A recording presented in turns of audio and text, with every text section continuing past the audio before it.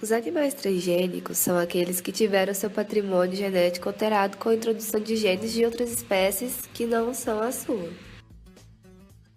O objetivo é fazer com que o gene exógeno se expresse neste animal hospedeiro. O primeiro experimento realizado com sucesso foi feito em 1982, quando um DNA de rato foi introduzido em um camundongo. O resultado positivo foi verificado através do aumento do tamanho corporal verificado no camundongo. Em janeiro de 2001, foi divulgado o nascimento do primeiro primata transgênico. O macaco teve incluído em seu patrimônio genético um gene de medusa. O grande impacto gerado por este novo experimento foi o de demonstrar que é possível realizar estes procedimentos em animais próximos à espécie humana.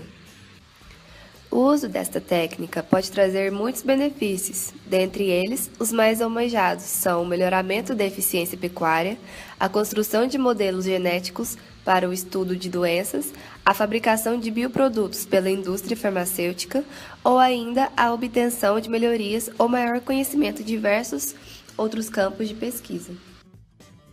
Uma aplicação fascinante da transgênese é a utilização de animais geneticamente modificados como modelo para o estudo das causas da progressão, dos estágios e sintomas de doenças cardiovasculares, autoimunes, neurológicas e outras.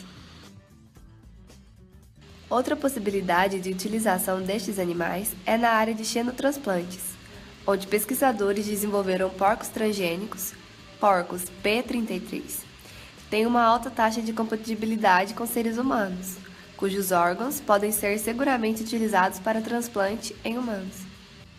Estes porcos estão sofrendo um processo de humanização genética. Um destes processos é o que visa tornar o endotélio de seus vasos menos reativo com o sangue humano.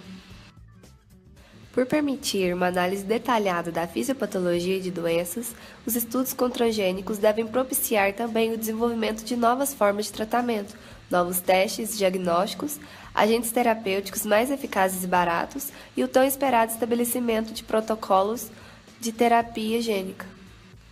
Outra importante aplicação da transgenia animal é a produção de animais conhecidos como bioreatores.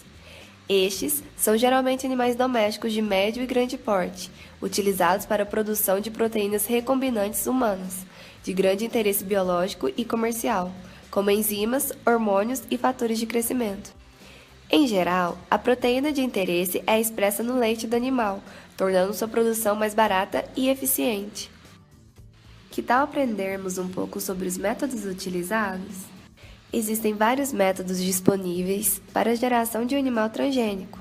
O método a ser empregado depende do tipo de modificação genética que se deseja realizar: introdução, modificação ou inativação de um gene. Hoje falaremos sobre dois grandes métodos utilizados. O método mais utilizado na introdução de genes é a transgenia por adição, através da qual é inserida no genoma uma ou várias cópias de um gene de interesse. O gene adicionado pode ser endógeno ou exógeno. Genes endógenos são usados quando se quer produzir uma quantidade maior da proteína codificada já existente, aumentando a quantidade de cópias dele no genoma. Genes exógenos, como o nome sugere, pertencem a outra espécie e são usados para fazer um animal produzir uma nova proteína, ausente na forma desejada na espécie receptora. Uma característica importante deste método é que a inserção da sequência de DNA no genoma animal é aleatória. Assim, ela pode ser ineficaz ou até mesmo letal, uma vez que o local onde o gene será integrado é incerto. Hoje, várias técnicas são utilizadas para produzir animais transgênicos por adição de segmentos de DNA ao genoma. Entre elas, a microinjeção pronuclear de embriões, a transferência de DNA mediada por espermatozoides, a infecção de embriões por vetores retrovirais, a transferência de DNA mediada por transponsons, a agregação ou injeção de células-troncos embrionárias geneticamente modificadas, a transferência nuclear de células geneticamente modificadas e a transferência de segmentos de cromossomos, os cromossomos artificiais. Dentre todos esses procedimentos, a microinjeção pronuclear é o mais utilizado. Mas como ele funciona? Através dele, é possível introduzir sequências longas de DNA de diferentes espécies no genoma de mamíferos, produzindo altos níveis de expressão e integração do transgene em células germinativas. Inicialmente, o DNA que se deseja inserir é isolado, quantificado, purificado, amplificado, ou seja, numerosas cópias da sequência são produzidas, e colocado em um tubo em uma solução apropriada. A seguir, com o micromanipulador acoplado a um microscópio de alta resolução, o DNA contendo centenas de cópias do transgene é injetado diretamente em um embrião recém-fertilizado. Os embriões nessa fase possuem pronúcleos, que são os núcleos materno e paterno, provindos, respectivamente, do óvulo e do espermatozoide, antes que se unam para formar um único núcleo contendo o genoma do novo indivíduo. Aproveitando este evento, que facilita a integração do novo DNA no genoma, a injeção do transgene é feita em um desses pronúcleos. Espera-se então que ocorra a integração da nova sequência. Após a microinjeção, os embriões são transferidos para o útero de uma fêmea receptora, sendo grávida, que gerará os animais transgênicos. A modificação genética dirigida é um método usado para a inativação de genes ou mutações pontuais de aminoácidos nas proteínas codificadas por eles. Para isso, ao contrário de métodos por adição, ele exige que se conheça sua localização no genoma.